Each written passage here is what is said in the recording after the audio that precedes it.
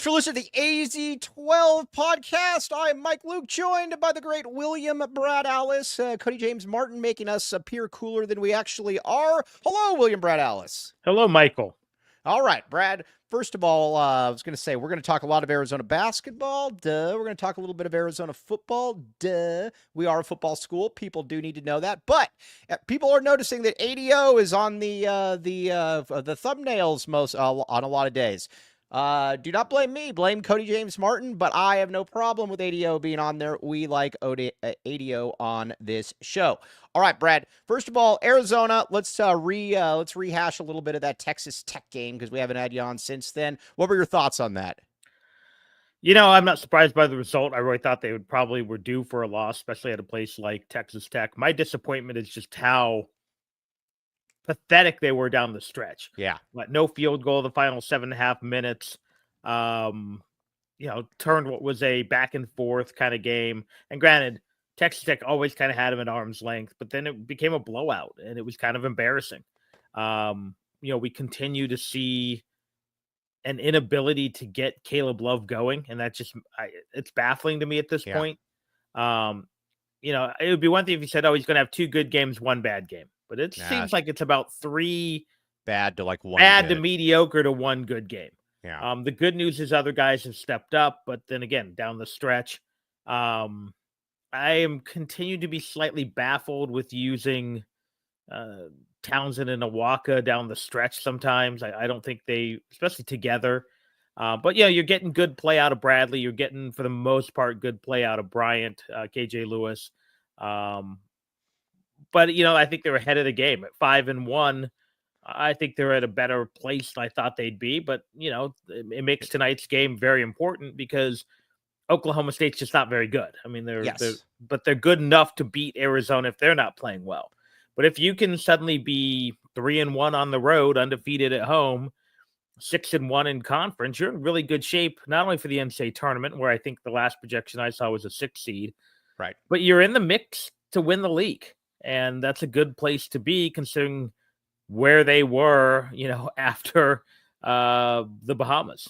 Oh, we got a first Super Snap. AJW, back the $3 Super Snap. Very much appreciate that. All right, Brad. The thing, too, that I'm looking at with this squad is that let's start with Caleb Love and then kind of work backwards. If you remember, what I was kind of hoping was going to be the deal, remember the start of Salim's senior season where he started off pretty slow, and I think he was actually benched, if I'm not mistaken, against, was it Marquette or one of those teams? He just became vintage Salim. I was hoping that was going to somewhat occur, and again, he's a different player, obviously. I was hoping that was somewhat going to occur with Caleb Love. That just doesn't appear to be the case. The thing that bothers me most about Love, maybe more so than anything else, is forget the three-point shots. When he's driving or he's doing those floaters, those are prayers, man. Those have like a 3% chance of going in. Even the layups appear to be prayers. It's just last year, overall, it was a really good season. He was an All-American. He was the Conference Player of the Year. There were some goods. There was some good and bad. But this year, like you said, man, he's been a net negative. There's been some good games, but it's been like 3-1 bad to good. Yeah, and I guess I was wrong. I thought he had to play at a Big 12 Player of the Year level, not being the Big 12 Player of the Year, obviously, but level for Arizona to be in the top 3 or 4 in the conference. He's not even playing at an all Big 12 level. No, not even close. You look at guys in their senior seasons and Caleb Love, remember last year, he was the Pac-12 Player of the Year. And a third-team All-American. And right now, senior Gabe York, who was basically a role player, his senior year, had a better senior year. Yes. You can go along a bunch of guys who just kind of snuck into the lineup as seniors, who paid their dues. Much better. I mean, right now, who's the more consistent player? ADO, who we crucified at the beginning of the year, or Caleb Love? And I think you could argue that ADO is a better player overall right now. And that's a problem. The good news is Arizona is still winning because... And last year they couldn't really. Last year, if he didn't play well, they weren't winning. So because Jaden Bradley has, again, I said he had to play at an all Big 12 level, and he is playing at a first team all Big 12 level. Again, KJ Lewis is good more than he's not. Carter Bryant is showing signs. Again, Veesaar was not good against Texas Tech, but had a run of 5 or 6 games Right. where he was. So it very much is a team concept. But if Arizona is going to make a deep run in the NCAA tournament, they're probably going to need Caleb Love to have 2 big games and one for sure on the second weekend. And I'm just not sure, for whatever reason, whether this is a mental thing, whether this is a I'm getting paid thing, whether there's an injury we don't know about. He's just not that guy right now, which is baffling because he has been a very good to great player for 4 years. And suddenly on the 5th year, he just kind of falls off the cliff. All right, now Andy Bryant puts this very well. Arizona, period, point blank, needs to be 7-1 going into the Iowa State game. You have to beat Oklahoma State because Oklahoma State stinks. You have to beat Colorado because they stink. Because you're about to then, after that, you're about to have some really tough games. You're about to have Iowa State. You're going to have Houston in there. You're going to have other games that are going to be very difficult. You've got to be able to rack these wins against crummy teams when you get a chance. This is that chance for Arizona. You've got to win this game, and you got to win the Colorado game, period, point blank. I don't care what happens. I don't care who gets into foul trouble, anything. You got to win these games. Yeah, absolutely. And again, if maybe if you had picked off Texas Tech, then suddenly Oklahoma State's not as important, but you didn't. So you need that one because you have to beat the teams you're supposed to beat, split with the teams you're not supposed to beat, and then probably take 2 of 3 against the teams you're comparable to. Right. And right now Arizona's ahead of schedule on that because frankly getting the sweep the first road trip was huge because they probably shouldn't have. Holding serve at home, and frankly that win against UCF is looking better and better. No, it does. It looks good now. And then what you did to Baylor, even though I know you held on, but that was a 25-point game most of the game. You did what you needed to do, and probably a bonus. You're probably playing with some house money. But now, again, you're not just trying to get a 6 seed, a 7 seed, a 5 seed. You're trying to win this league. I mean, is it difficult? Absolutely, it's difficult, but it's doable. You're 1 game out right now? Right. With a, good Iowa State team looming who lost at Texas Tech. With a Houston team that is very good, but probably not great like we thought they'd be. Do they appear better than Arizona? They do.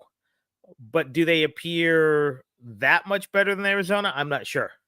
I'm kind of all right. Now we got to talk about too, and I hate to keep beating this kid up, but it is what it is. These guys get paid. We're not saying anything personal. Trey Townsend. I don't know what you do with him because he is it's not that he's out there. It's that he's destructive when he's out there. I mean, you look at the start of that second half against Texas Tech where he misses the layup. Then they come down the court. He gives up a wide open layup. Then he comes down and he tries to bully ball his way in to get in the layup, and it doesn't work. And then he gets an over the back foul. He's been atrocious. I mean, this is a guy, and Brad, if you could think of anybody, I can't. Any big man ever at the U of A that played 25 minutes per game that averaged 4 rebounds per. I can't think of it. And what I don't get, though, is that it does seem like, I don't know if there are promises made or whatever the case may be, but this is the one dude that if Carter plays poorly, has a bad play, Carter's out. You look at with Henry Veesaar, he didn't play well against Texas Tech. He's out. Trey Townsend just appears to basically be, whatever that is, Trey Townsend is going to stay out there no matter what. And I just don't get it. And I don't know that anybody gets it. What I don't get is consider the type of player he is, and that is an undersized athletic 4-man.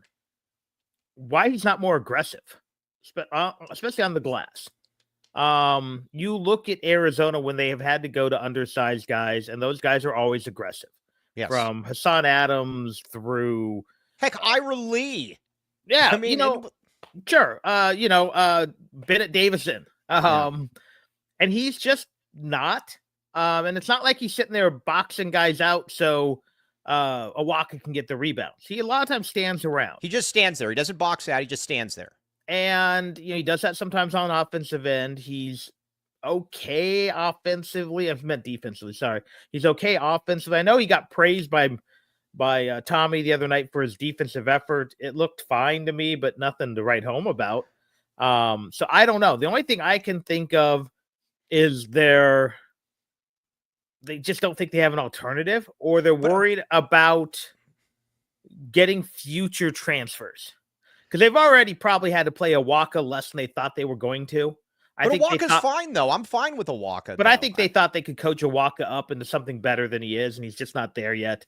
But that my only guess, that or if there's something about Carter Bryant that just scares letting him sink or swim, because they're letting Trey Townsend sink or swim. To me it's and I get what you're saying, but to me it's totally backwards. I'd be far more worried about annoying Carter Bryant, who is a 5-star kid out of California, who, let's be honest here, man, people are like, when people are like, oh, he came in and committed a foul or whatever. I get it, but there is nothing that Trey Townsend does well. Carter Bryant can shoot the ball, and Carter Bryant can get better. Carter Bryant can also block shots. When you look at Carter Bryant, that is somebody that can continue to get better. You don't see that with Townsend. And the other problem too that I have with Townsend, and again, I hate to keep doing this, he doesn't play hard. He just you watch him out there and his effort level sucks. Yeah, no, and I think that's the most baffling thing to me, that Townsend, and even what little I saw of him at Oakland, and I'll be honest, it was probably 60 minutes of basketball, almost all in March. He seemed to be a guy who played hard. Now again, those were intense tournament games, whether it be in his conference tournament or the NCAA tournament. But yeah, if it's me at this point, I flip-flop his minutes with Carter Bryant and just say, okay, if we're going to make a mistake, we're going to let a freshman who can get better, who might become a poor man's Jason Tatum, over a guy who right now is a poor man Marty Barmentlew. Brett Brielmeyer. No, that's a shame. That's disrespecting Brett Brielmeyer, because that guy worked his tail I didn't say. I said Marty Barmentlew. I know. You said yeah. He might be a rich man's Marty Barmentlew, but I don't know. I don't get it. And even if honestly, if some transfers like, well, you didn't play Trey Townsend, all you have to do is go, yeah, he didn't work. Yeah, he didn't work hard. Now you know what? You know who he did play? ADO, who was supposed to come off the bench and play 12 minutes a game. We're going to talk about Awaka here in just a second, but first, something that does go hard in the paint.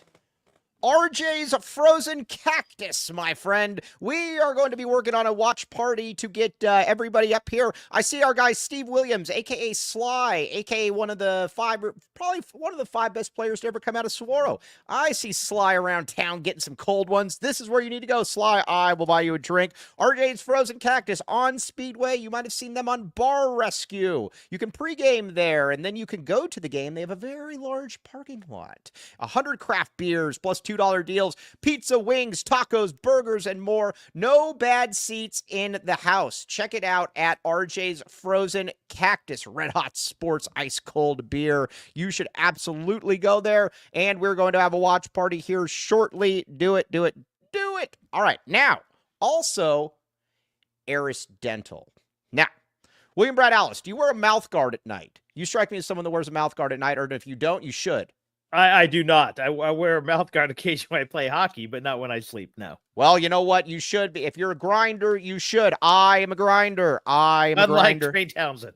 Yes, unlike Trey Townsend. Yes, I have a reason to wear a mouth guard. Yes, exactly. Now, Lane Allen runs this thing. He is a huge U of A guy. He is fantastic. We very much appreciate Lane Allen. Also, here's the deal. You can go there, and they only offer necessary treatment. It's a little bit different, too, from your it's more of a it's a kind of a different dental practice method where you pay in there and then you pay far less cost. Also, things are way more affordable. Brad, have you ever had a dental implant?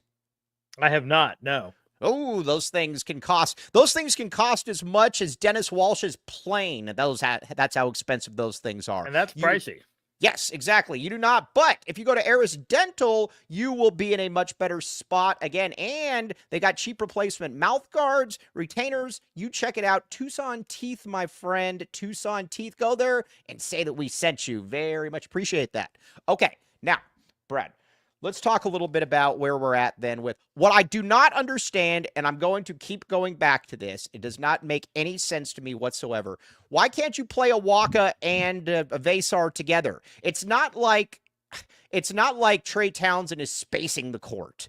Like, why can't you play those two together? Awaka at least plays hard. If Awaka plays 25, 28 minutes, he's probably going to at least get 9 rebounds, which will be 9 more than Trey. Why can't you play those two together? I do not get it. No, and if it was me, and again, I don't know the intricacies of Arizona's offense, I put Awaka at the 5 on offense and at the 4 on defense, so you can have Veesaar blocking shots. It seems to me that it's, again, you have one guy who's a long, rangy guy. You have another guy who's a girthy. Girth is growing on you, is it not? No, I'm just doing it to please you. Oh. Yeah. It's I think it's growing on you a little bit. No, not really. It annoys me. It's like some people with the word moist, which doesn't bother me, but girth does? It makes you happy. How about girthy moist? Girthy moisture.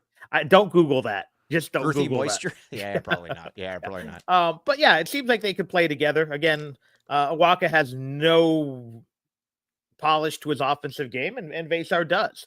Veesaar more of a shot blocker who can rebound, and Awaka is a very good rebounder. So yeah, I'd be fine with that. I think, again, I'd be fine with either of those guys and Carter Bryant logging more minutes.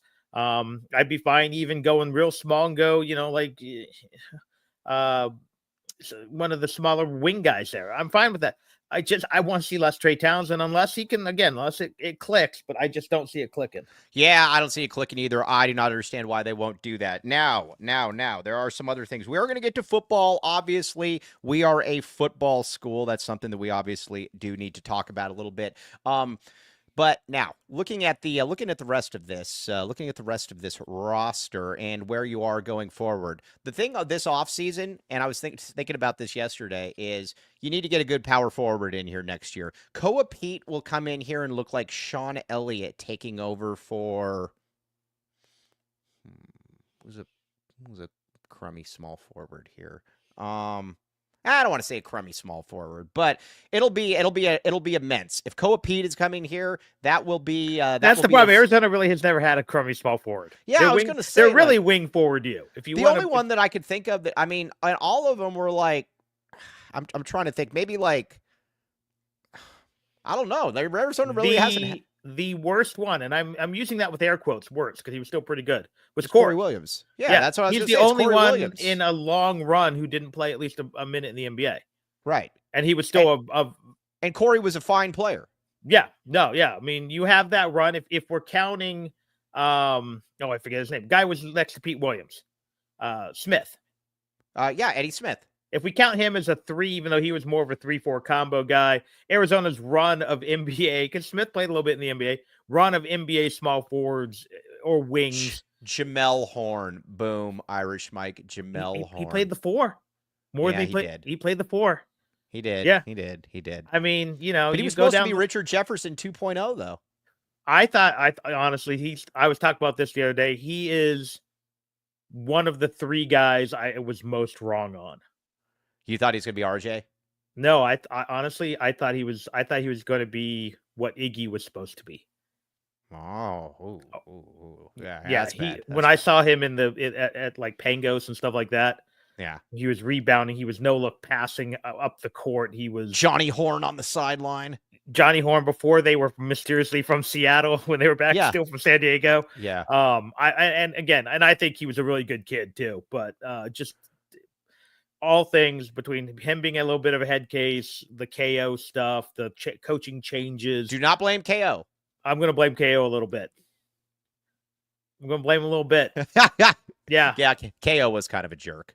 So yeah, but Jamel Horn along with Mustafa are probably the 2 guys, and I was trying to think of who the other one. Mustafa was much better, but Mustafa was destructive. Mustafa was a destructive player. What I thought Mustafa was as good as a guy in that class, Chris Paul, and he just wasn't. No, I thought he was a better NBA prospect than Chris Paul too, because he was 6'3", 6'4". He just wasn't very good. So those are 2 of the guys I was most. Well, the other guy was Rogers. I thought Chris Rogers was going to be excellent.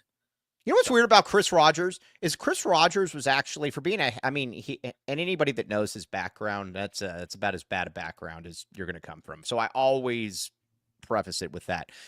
For being a head case, he was a brilliant dude. Didn't he get like 3 degrees in like a year and a half or something? Oh yeah, he was super smart. Yeah. That's what makes a lot He of spoke it. French the end of his senior year. It was. Are we sure he was really speaking French? Or No, just I had don't a think he French was. It was accent? just an accent. It was Yeah. weird. It was. I've never seen anything like it though. He had like an accent. Oh yeah, it was bizarre. But Yes. Yes. All right. Kobe L. Thiel, who termed the Trey Townsend be destructive. He says, as long as we have someone who's not destructive at the 4 next year, I'm happy. Yes, I would agree with that. it's got to be Koa Peter bust, though, right? I mean, It's totally Koa Peter bust. Hey, listen, if you can't get Koa Pete, I question I question your recruiting strategy. I question a lot of stuff. You can't lose Koa Pete. either that or the system is just broken beyond. And if you lose him to ASU, that's totally unacceptable. Yeah. I mean, you can't No. lose Koa Pete. But that is something. Now, let me ask you this, Brad. He better be making Bradley Beal money to go to ASU. Right. Yeah. Let me ask you. Yes. Exactly. Bradley Beal money. Yes. Now, let me ask you this: would you next year come to recruiting? Would you rather have a backcourt of Braden Burries and Jaden Bradley, or Jaden Bradley and Elijah Arenas?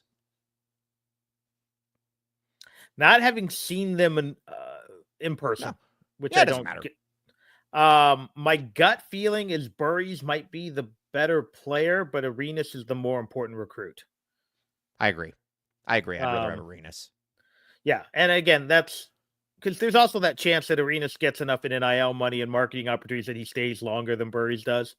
Burries seems to be out there really shopping himself, and again, it's the way it is now. So I don't necessarily have a problem with that. I'd much rather have a guy who, if Arenas comes to Arizona, it's A, because he thinks he can make a lot of money, but B, because that was his dad's school and he wants to be here. Whereas I think Burries is going to the place that makes the most sense, not only from a basketball standpoint, but a financial standpoint. And that's kind of problematic, I think, unless we start learning that it's not. And maybe that's just basketball until we fix NIL, which may never get fixed. I don't think it's going to get fixed. I think this is just kind of the way. I just think that. I think it is. I think. How's it going to get fixed? So I think my gut feeling is they're going to not let schools. It's going to have to be true name, image, likeness, where kids are going to have to negotiate deals, and schools are going to have to go with revenue sharing as opposed to ponying up $10 million for Georgia's mediocre quarterback. Yeah. Now, because I think eventually there's going to be fan backlash and ratings are going to hurt and TV contracts are going to hurt unless they fix it. Because why do you want to watch a watered down version of in the NBA when the NBA is on? Why do you want to watch a watered down version? The NBA? You said the NBA? The NBA. I'm not going there. No. You're not doing the MNBA? No. Okay. I'll go girth. I've told you. I'll give you a couple girths to show. I'm not doing. You're not doing MNBA? Fine. No. Fine. But same thing. College football. Why do I want to watch a watered down version of the NFL when I have the NFL? Right. Yes. I like regionality. I like rivalries. I like pep bands. I like that one out of every 5 teams runs a gimmick offense. By the way, I don't need to see Cal going to SMU is a conference game. By the way, yes, no, that's very true. Can we draw? We need to mock the SEC real quick. Do you find it interesting? And again, this is a little bit off topic. Do you find it interesting though that the first year that it's not stacked with, or that it's not 4 teams where 3 teams are from the SEC in the college football playoffs, that the SEC kind of whizzed itself? I've said for a long time that if they ever expanded past 4, that it was going to hurt the SEC because you're going to get teams. Your elite teams in better conferences tend to be more balanced. Right. Whether it was the Big 12 and Pac-12 with their high-powered offenses and some of them had capable defenses, or it's the Big 10 teams that, Ohio State, granted, they have that huge payroll, but they also, I've seen them projected to have as many as 20 NFL players on both sides of the ball. When, what's his name? Emeka is your number 2 receiver or 3 receiver. Yeah. It's like having T-Mac as your number 2 receiver. And so I think it's going to be hard for some of these teams because I think when you look at it more often than not, the SEC teams are not elite offenses unless they're beating up on Mercer in November. Right. That they're going to have trouble when you've got Ohio State, when you've got Oregon, when you've got, in the back last year, Michigan, who were strong on both sides of the ball. We have NFL quarterbacks, and again, some of them do, Alabama's, but I keep saying Jaden Milroe's the number 3 quarterback in this draft. Jaden Milroe's not great. Right. I mean, there's just nothing. Again, it's just fun to see. It's just fun to watch and just be like, I'm just saying maybe you're coming back. Feinbaum today was talking about, he's like, oh, the Big Ten has clearly surpassed it. I'm just saying, I think it's interesting. And the SEC's obviously been good. I'm not saying that. And the top of the SEC is great. The problem is we've been fed this lie that the middle and bottom are so much better than everyone else. Yeah, dude, like Kentucky, when Kentucky finishes ranked 14th in the country, give me a break, man. I mean, we see it. Their record against the ACC, which is not a deep conference, is under 500. When you play one less game, which means everyone half the league gets an extra win. When you are playing literally Mercer, Middle Tennessee State, Georgia Southern in November, when Ohio State is playing, and maybe it's just Minnesota who's mediocre, but that's still Minnesota beats Mercer by 20. Right. Yeah, that's my problem. Again, the top of the SEC is great. It's fantastic. Yeah, but dude, it's all the middle stuff though. Like, remember when Kiffin was talking about it, or I don't know if it was Kiffin or if it was Saban or one of those putzes, but they were talking. He's like, "Oh, can you imagine what Ole Miss would do in the Big 12?" Yeah, dude, I can imagine they'd be okay. I can imagine they'd be good. They'd be third. They'd be third. I mean, we already saw this. Well, here's the thing. I got another argument. What would BYU have done in this tournament? Because BYU, to me, and ASU had a great year. I think BYU is actually a better team. If BYU and ASU had played in Provo, BYU wins that game. And ASU was great. ASU deserved everything they got. Dillingham is doing a great job. It's annoying as all get out. But BYU, of all the teams, I think BYU got screwed. I mean, it just doesn't make a lot of sense to me, and I do not get that one at all. Again, if Indiana plays Ole Miss on a neutral field, it's a toss-up. Yeah, I would agree with that. Okay. And Indiana had the better overall year because they didn't lose a bad game. Hey, Brad, let me ask you this. Let me ask you this, though. How is your HVAC unit doing? Fortunately, it's in good shape because I just got it up and running. But it's very important to have a good HVAC guy. Do you have one? I do have one, Cody.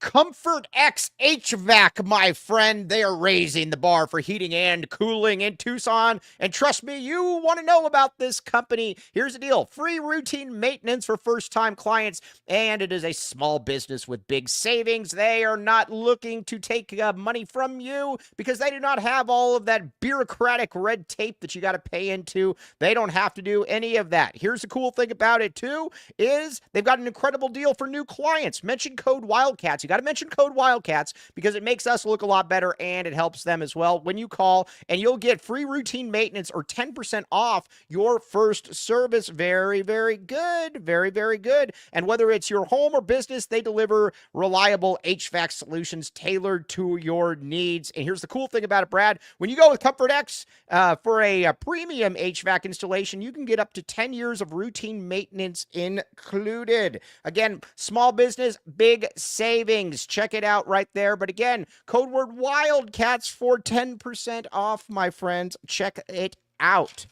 Also, you might say to yourself, Mike, I wish that I had knew a good broker. And you know what? I have the name for you. It is Michael Rubin from the Swift Mortgage from the Rubin team. Here's the deal with Mike. Mike's a broker. He can do a lot of different things for you. He can get you pre-qualified for home loans. He can get down payment assistance, and he is a U of A diehard. Can help you out with cash refinances, debt consolidation. Also, look at this. You can tell by how he's a U of A diehard because guess what? Use code Wayne Womack for $500 off closing costs. Wayne Womack, local to Tucson, lifelong Wildcat fan, former teacher, top 1% nationally, and he can do a lot of different stuff, down payment assistance, you name it, Mike's got it. Check out Michael Rubin from the Rubin Group, Swift Mortgage. Wayne Womack, again, if you go through him, it helps us, so go through him. All right. Wayne Womack. Undersized, bouncy power forward who gave a lot of effort. Oh, yeah. Oh, dude, Wayne Womack would destroy Trey Townsend. Are you kidding me? That wouldn't even be close. Wouldn't even be close. Okay. But anyways, the SEC. Yeah, I was happy to Now, see that. that being said, we're going to have to give all their credit in basketball because that's a good conference. That is unfortunately a good conference. You know, one thing that does suck though that we can continue to mock is Big Ten basketball. They're gonna get, this is gonna be another year where they're gonna get like 35 teams in, and they're all gonna get bounced in like the first weekend, and we're gonna have to pretend that we're surprised. I'm not going to pretend I'm surprised, although no, I'm not gonna pretend we're surprised. The one that'll be interesting is Illinois.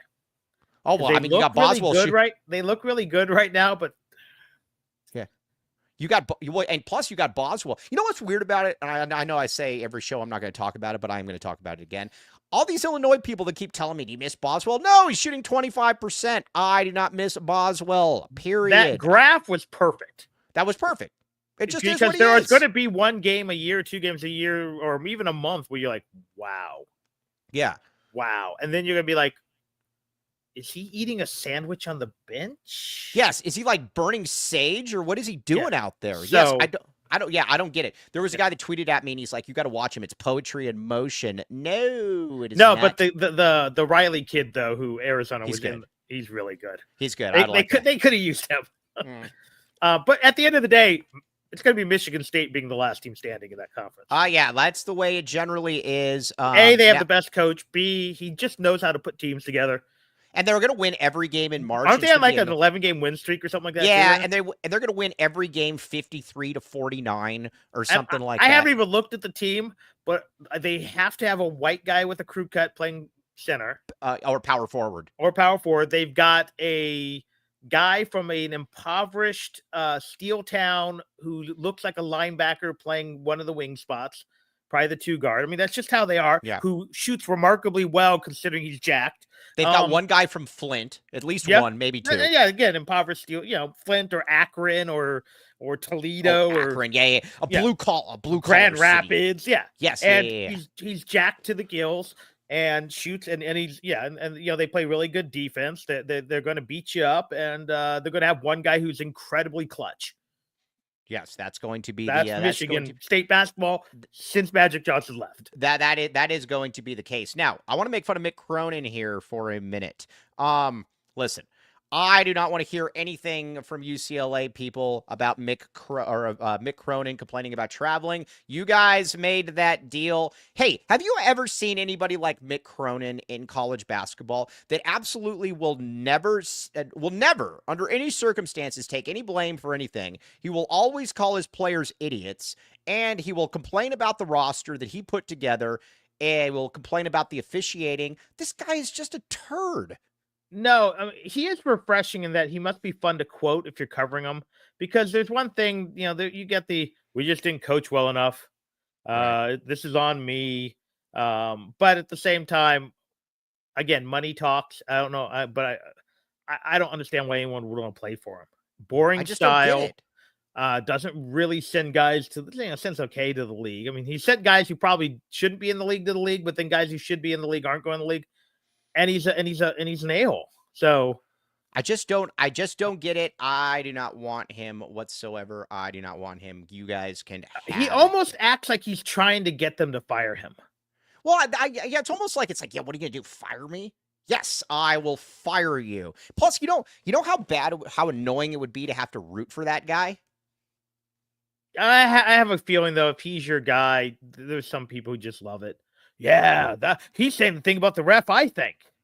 Yeah, I don't know. I guess. A lot of people have rooted, a lot of people. I mean, we've rooted for everybody roots for bad people. I get it. Yeah. He just maybe it's refreshing about him is that he doesn't even try to hide it. He's just like, well, you know what? I'm going to be this. I am going to be this. I'm going to be that.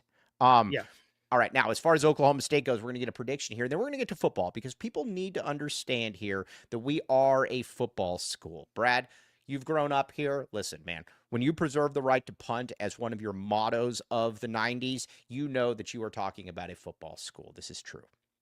No, absolutely. Yeah. Yes. I mean, it's just... You've heard that full story. Have you heard Lamont tell that full story? He has, but refresh me. It's a good story. Essentially, this is when Aquina was The OC. offensive coordinator, right? And they got a big game, huge game. I get UCLA, maybe or Stanford there when Bill Walsh is one of those. And Aquina comes in and he's got, I want to say Charlie Dickey was still on that team or one of those type of guys. And the players are giving speeches and Lamont's like, we're in a lather. We are ready to go out and destroy them. Right. He's like, he's got us fired up. We're like, I think a table got broken and Toby comes in and goes, fellas, go out, make plays, but remember, be smart and preserve your right to punt. And he's like, and then the room just went.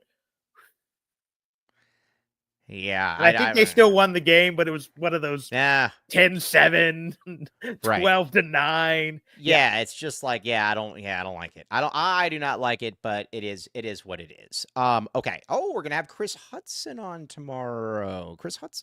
I will be asking him about Buffalo's spot.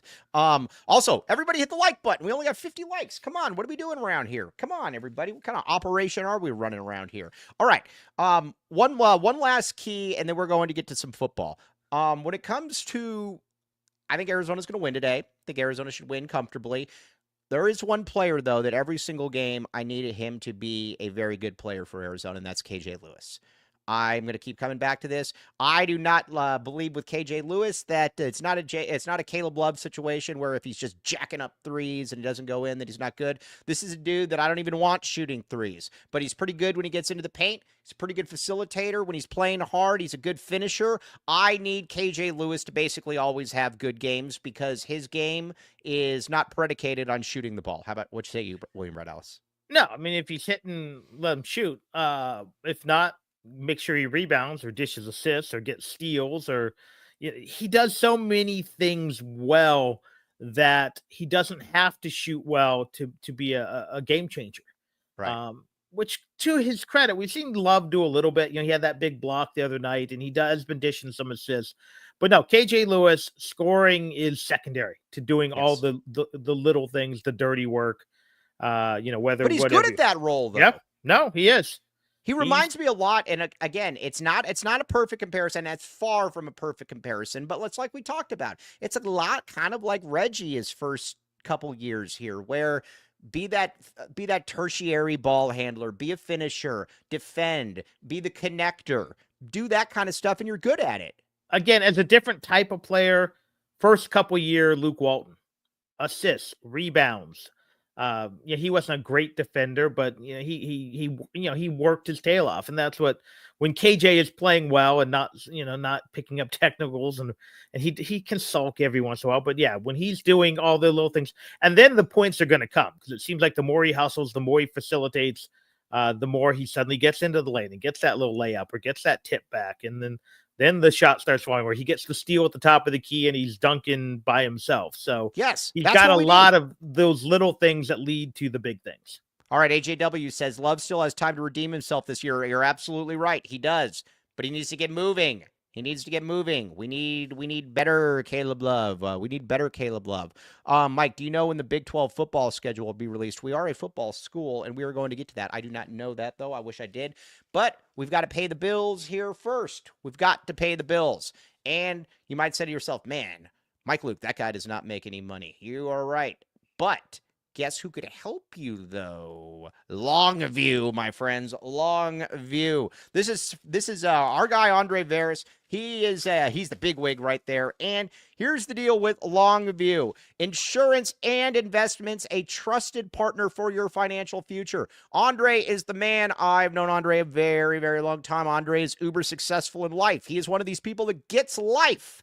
And, it's like one of those guys like Milbach. They just get life, and life comes easy to them. But either way, personalized, comprehensive financial planning, tailored retirement income strategies, and wealth management. Highly qualified with top designations. Again, check out Andre Veras, a Longview Insurance and Investments. You know what I think the Longview means?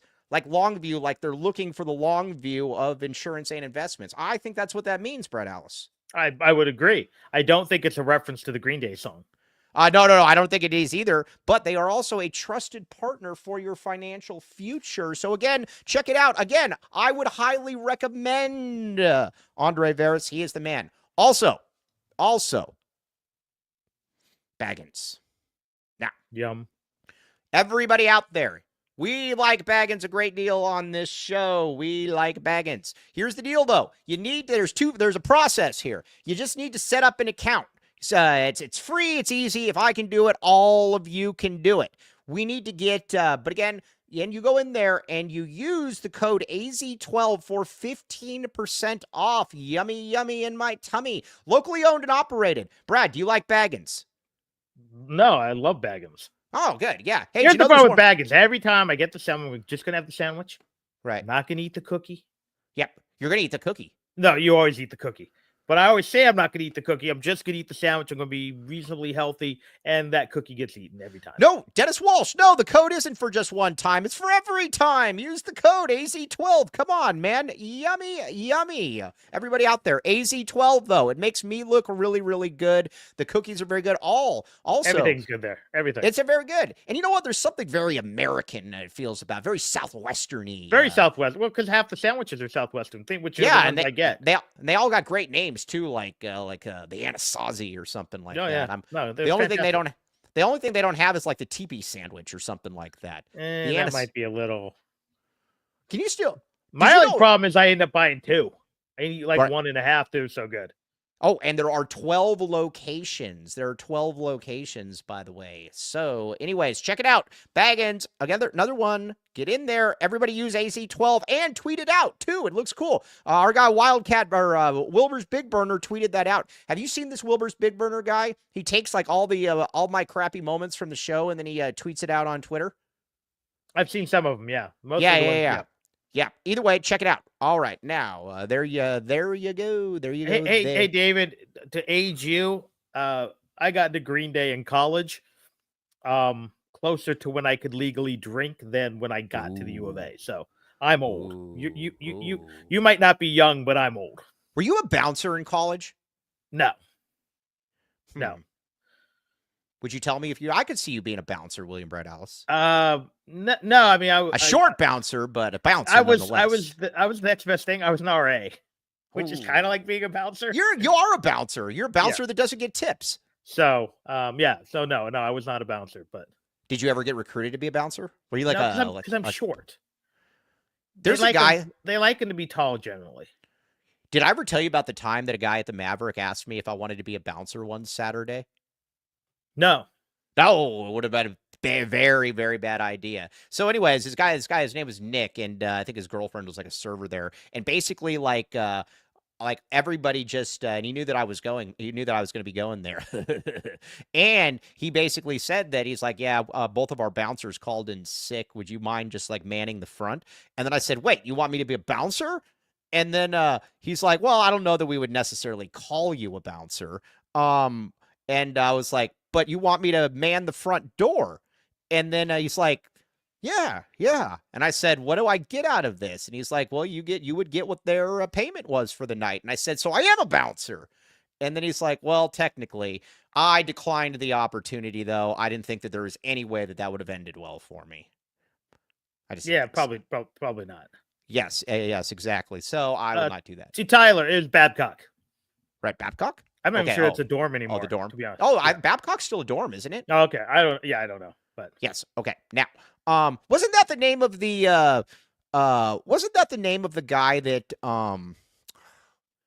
wasn't that the name of that guy in Illinois, the big man, like Kofi Babcock or probably, yeah. There was definitely been some tall, lanky, white power forward center types named Babcock, yeah. Yeah, exactly. And one of the GMs in the NBA was Babcock for a while.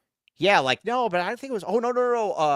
It was like Kofi. Oh, that's right. Kofi. Cockburn. Kofi Cockburn. That's right. No, but one of the smaller Midwest, like a Mac school, had a Babcock at one point. So yeah, okay, yes.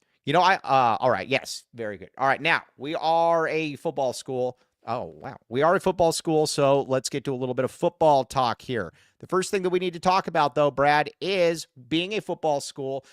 What are your opinions on Seth Daggy right now, Deji? So far, so good. I mean, he's come off very well. I listened to a little bit of the interview yesterday with you. I was surprised his voice is deeper than I thought it would be. Yeah, no, I was a little surprised by that as well. He seems to be adaptable. I like the fact that he's got an offense that we can discuss and talk about, but yet is flexible enough to plug and play different types of guys. Right. I like the fact that, he's had enough say. He brought in his tight ends guy who he's been with for a few years.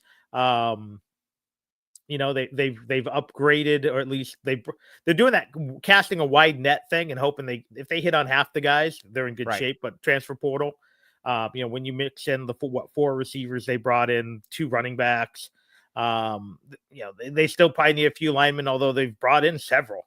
So far so good, but again, we have to see what do you have, who can play, who can't play. We'll have a better idea in spring, and we'll have to see how much they're going to have to hit the transfer portal again over the summer. Yeah, that's where I'm at, though. I mean, I give them a lot of credit for actually doing this stuff. Again, we got Chris Hudson on tomorrow. Chris Hudson he goes, we got to find that tweet where he was in Compton Buffalo spot. But I give them credit for at least going out there. At the end of the day, though, you got to win games. That's really what this comes down to. You got to be able to win games. If you can win games, then you're going to be in decent shape. I asked this of Sheer yesterday. What do you prefer? And this is for Joseph out there. Listen, we have a guy in the comments, Joseph, who is fantastic, and Irish Mike as well, that are massive, massive Jeremiah Patterson fans. Like, these guys basically think that he is Dennis Northcutt. He just needs to be unleashed.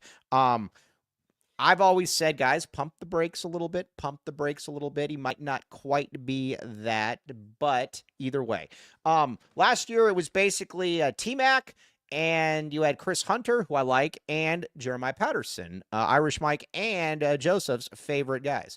But do you prefer that rotation, or do you prefer the one that you have now where you've got Chris Hunter, Luke Wysong, Chris Hudson, the kid from like UT Martin or Chattanooga or wherever it is? Which one do you prefer more?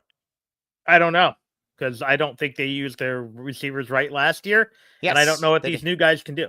I mean, look, I get the throwing the T-Mac 50 times a game, but the offense was awful. It was poorly designed. Yes. Again, why are you, I'm going to go the grave saying, why are you dropping back your 5'7" quarterback 7 steps out of the gun and trying to throw over the top? It was about the most inept offensive coaching performance that I've ever seen here. And again, I'm not a fire the coach after year one guy, but if they had moved on from Brennan because of that, I would have been fine with it. Right. I know enough, about offensive football to know, again, and I know enough about being a short guy. You gotta get the ball out of his hands quick. You got to boot him out. You may have to do wide spreads of your offensive linemen. That's why I preferred a guy with spread background, and when that's what they got.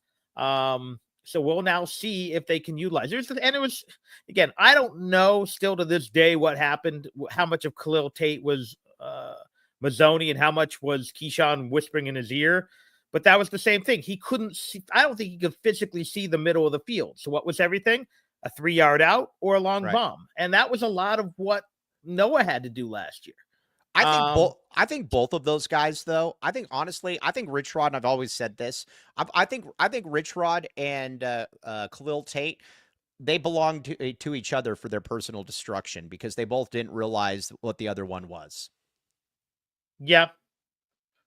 I mean, I think that's actually right. I do, because here's the thing: Khalil Tate was perfect in a Rich Rod system, but Khalil Tate thought he was an NFL quarterback, and Rich Rod didn't understand that Khalil Tate was better than Brandon Dawkins. So, although again, Dawkins, from all indications, Khalil Tate was awful in the film room, and when Dawkins actually set his feet, he was okay. Problem was he was a turnover machine, though. Yeah, but he also, I mean, again, he had some good moments again, but the minute those feet got happy, he was done. Right. Oh, yeah, for sure. I get it. All right. Now, the O-line, that's what this is going to really come down to. The O-line, to me, is still the thing that I'm very concerned about here, because I don't like what I saw from the O-line last year, really at all. And you got Ogles be back. He's coaching in a system he's never coached before. The O-line, listen, you generally don't get better by losing a guy that's making like $1 million at Tennessee and a first-round pick and Josh Baker, but, it is what it is. You got, they brought in a lot of bodies. That's going to be an interesting one for me to see how that does play out. Yeah, like I said, you got to hit on these guys, and you have to have 8 capable linemen. And right now they have 2 that we can say for sure. Right. I mean, Big Rhino if he stays healthy. Deuced. Deuce. I mean, you got freshman the kid from All-American. I mean, yeah. How does that work? You don't play in your freshman All-American. PFF's weird. Oh, PFF sucks. I'm sorry, it sucks. I like the kid. I like the Go kid ahead. from Michigan because he actually played on that championship team a little bit. But other than that, I mean, the Georgia Tech kid's intriguing, but I don't know what he can do. Right. So they're probably gonna have to go get 2 or 3 more too, just to feel good about themselves too. Yeah. So that will. Okay. So we'll find out. Now, let me ask you this. Do you have a win-loss number for Brent Brennan? As far as if you're saying, you know what, he deserves a 3rd year, or no, you can't get there. Where are you with this, William Brett Ellis? What I need to see is a style and level of play. Right. If they go 4-7, but every game looks like Texas Tech or West Virginia, I'm fine. Yes. Entertain me. Be competitive. Right. The problem was UCF, TCU, ASU, just getting your doors blown off. Yeah. Because again, last year I could live again. I did not like it. I thought it was a 6 to 8 win team last year. Yeah. But UCF's not a good football team, and they looked like they were playing like their 4th string quarterback. They had Mike Luke out there. They look like LSU. Right. Circa Willie Tuitama get concussed. I mean, it was bad. That's what I need to see. I need to see competency.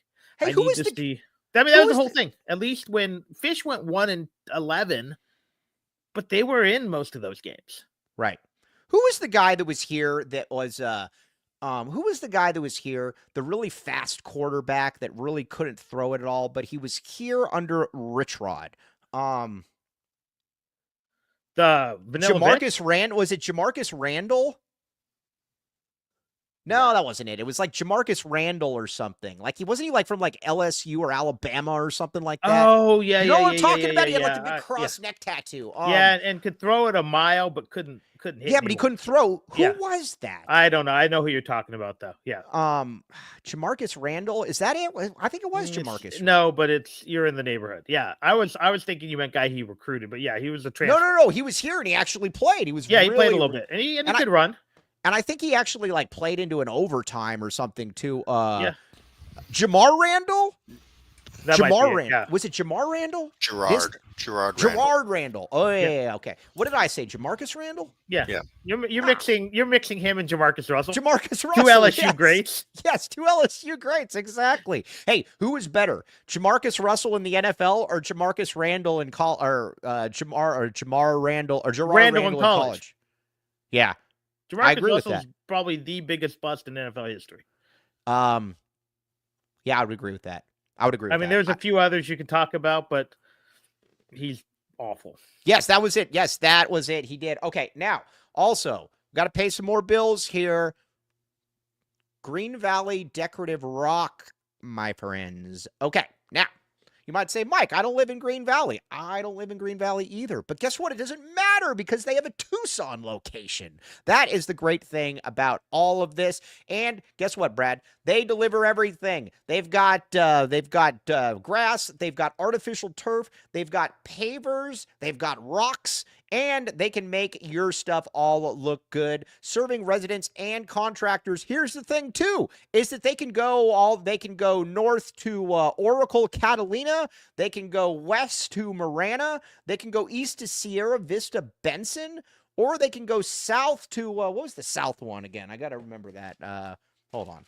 South one. Basically, Nogales. Yes, Nogales. Yes, thank you, Cody. Cody always comes like Moses in, like talking from like the cloud. It's very impressive. Yes, but check it out though. These guys are fantastic. Again, they are big Wildcat fans. So again, pavers though. They have a Tucson location. You need to remember that, and they deliver. Check it out. Green Valley Decorative Rock. Okay. Instead of what. We should do rock. Let me just say this. I know there's this debate about Mitch Trubisky still in the league. Jamarcus Russell was out of the league in 3 years between his weight and his love of the syrup. that how we Oh, call it? yeah. Oh, no, is Scissorp? Is that what it is? Scissorp, yes. Scissorp. Yeah. Scissorp. Yeah. That's like the little Wayne Now, drink. the Bears trading multiple picks for Trubisky and passing on. Well, no, because they traded for Mahomes. Mahomes would be. Yeah, I knew. Yeah, he wouldn't be the same guy. So, yes, exactly. And this is just an unabashed Mahomes fanboy, but he needed Andy Reid and Travis Kelce. So nobody goes to the Bears and gets better. Like, it's funny. Like, all these people are saying, like, it's like if you're a kick returner, maybe. Yeah, I guess. Yeah, I mean, if they've you had a few great kick returners, they've had a couple good linebackers. Yeah, what about? But like, think about it this way: like, if Jaden Daniels went to the Bears and Caleb Williams went to the Rockets, or not the Rockets, the Redskins, where would they? Well, Jaden Daniels would have been broken in half already. That's just. Yes, exactly. So it is. Are you surprised by how good he is? A little. He's awesome. Yeah, but here's the thing. There's a formula out there that no one wants to admit that either you need to sit a year or you need to be a 4 or 5 year guy. If you look at it, there's a certain amount of games you have to start. That's part of the formula. And he had that. I mean, he's basically started 5 years of college football. Real quick, Nick Arenas, ask the question again. I might have missed it. Sorry, go ahead. Sorry, Brad, go ahead. So again, the formula's there. I'm just surprised because, a little bit, how good he is and how quick. The big question is going to be year 2 because we saw it with CJ Stroud. He came back down to earth a little bit. He's still pretty good. But I mean, that kid is clutch, right. It'll be interesting what he does this weekend up in Philly. All right. Now, Kobe L. Thiel is in here, and Kobe L. Thiel was trying to say that I wanted to ask you this, Brad. Bijan Robinson, barring injury, is going to go down as the best Tucson born and bred major sport athlete ever, correct? It's a good question. We'd have to look at some of the baseball stuff. Yeah, but it's going to be like Sammy Aguiar or some guy named that from like the early Verdugo's 1900s. Pretty darn good in the major leagues right now. But this wasn't. But Bijan is one of the top 5 running backs in the NFL. Yeah, he rushed for almost 1,500 yards and caught for 500. Sean was the problem with Sean is that Sean just didn't have a long enough career and didn't have an elite enough career. It was pretty long. I mean, he played a decade. Yeah, but he was also kind of cut down in his prime a little bit though too. But he wasn't elite enough. Whereas Bijan is kind of elite. Yeah, we'll see how long Bijan can do it at running back too, though. That's a hard position to maintain. I don't care, dude, about the ring. Miss me with that. A running back, dude, and a running. I don't care. And again, it is what it is. I don't care about that. Blake Martinez. I think Bijan's going to be better than Blake Martinez. But Bijan though is very very. Was Mike Dawson born in Tucson? It's a good question. He had about a 12 to 14 year NFL career. Was an All-Pro. Played on the Cardinals, so no one noticed. He went to Tucson High, right? He did go to Tucson High. Whether he's born in Tucson, I don't know. Yeah. So. Now the other one too. Fat Lever was born and raised for a good part of his life in like Little Rock, Arkansas, or something like that. Kobe L. Thiel says that Bijan isn't that good of a back. He always felt that he was a little bit overrated. I don't know how you're overrated when you go for 1,500 yards rushing and 500 receiving and 2,000 yards. That's really, really good. Napoleon Kaufman, not born and raised in Tucson, my friends, although I did like Napoleon Kaufman. All right, Brad, give me a prediction. Oh, hey, you want to hear my best Sean Elliott story? Well, not my best Sean Elliott story, although I have a lot of pictures with Sean Elliott. I've noticed that. Yes, but Sean Elliott, because he's the Spurs color commentator, and he was talking about DeMarcus Cousins and about how he needs to get more mature. So DeMarcus Cousins then, and this is always how you handle a maturity debate, waited for him outside of the broadcaster locker room, whatever they have, to confront him and started yelling at him about calling him out for being immature. That was very dumb. All right, Brad. Vance is a good call, Andy Bryant. Vance is a good call. I do. Yeah. I still Kinsler's think a very good call. Those are also good. It's going to be interesting to see how this plays out. Either way, Kobe L. Thiel loses on this one. Okay, Brad, prediction. What do you got for tonight? I think Arizona wins by about 8 to 10. Yeah. The Bateses were not born in Tucson, Dennis Walsh. They were born in Texas, if I'm not mistaken. Okay. Byron Evans, definitely not born and raised in Tucson. Let's see here. Okay. So what'd you say again, Brad? Sorry, I wasn't listening. 8 to 10 point win. 8 to 10 point win. All right, I'm going to go that as well. Brad, are you going to be getting any any stuff out there? Any content? I'm hoping. I'm working on some stuff. There's just, a lot going on with Little League and work. Right. Work is killing me. A lot of girth at work right now. Girthy work. Yeah. So if anyone is involved in interest in transportation, shoot me a thing. We got a survey going on that we're trying to create a transportation plan. So, right. Rodney Pete was not born here. He was born in Kansas, if I'm not mistaken. He went to. I don't know what. Though. He went to Saguaro. Then his senior year, he went to my dad's alma mater in Kansas City. Yeah. Exactly. His dad got a job with Chiefs. Oh, very, very good. Yeah. Very, very good. All right. Talk about the Bates family, though. Deron Johnson. The Bates family, though, people forget the Bacon brothers from Saguaro. Mm-hmm. Omar and Barry are cousins of the Bateses. Are they really? Yeah. Like actual cousins, or they're just like... From my understanding, like actual cousins. Yeah, because people forget Barry went to school when I was there. Omar was actually one of the best friends of one of my friends' little brothers. Omar went to Utah, played for the Giants. Obviously, Michael and Mario went to the NFL. Mm-hmm. So that's a pretty good family. That's a very good. Mario Bates too was Mario Bates, I think, had a 1,000-yard season with the Cardinals, if I'm not mistaken. He might have. And then Marion was the best one coming out of high school. Yeah, he went to USC. You know that they were all first-team parade All-Americans? Isn't that amazing? I did not realize that, but that doesn't surprise me. Yes. Very impressive. Very impressive. Okay. All right. On that note, though, we are signing off. William Brad Allis, very, very much appreciate you. Oh, Shakir Smith. I love Shakir Smith. Him and Sama in the backcourt. All right. On that note, though. Quarterback, he was a basketball player, I think, still. What's that? He was a better quarterback. Oh, Shakir was an awesome basketball player. You know, he makes good money. Yeah. No, I always thought that he was Tucson High was loaded with athletes. Just they didn't have enough linemen. Hey, you want to know something crazy? Did you know that at one time at Tucson High, you had, if I'm not mistaken here, you had Bryce Cotton, you had Shakir Smith, you had Sama Taku, who played at, it was like Pepperdine, averaged like 11 a game, and Terrell was going to enroll there as well. That was a very, very good, very, very good. At about the same time, at one point, Terrell was living in, I believe, the Mountain View district. Mountain View had Aaron Anderson, who played at Kennesaw State. Oh, I love Aaron Anderson. He's a buddy of mine. Who was the big guy who went to UNLV?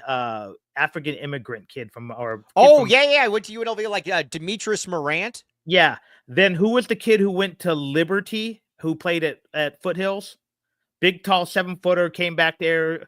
So there were 5 D1 basketball players who were supposed to go to Mountain View.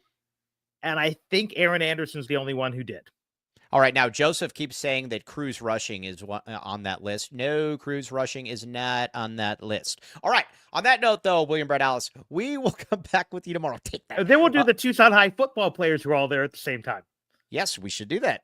Who all ended up at different schools. At all different schools. Yes, cheaters. All right, on that note, though, for Mr. William Brad Allis, for Cody James Martin, and no, Cruz Rushing, Kobe, L. Thiel, and Dominic is not the best athlete to ever come out of Tucson. We have seen better. On that note, though, we will be back with you on the post-game today or tonight. TTFN, you've been listening to the AZ12 podcast.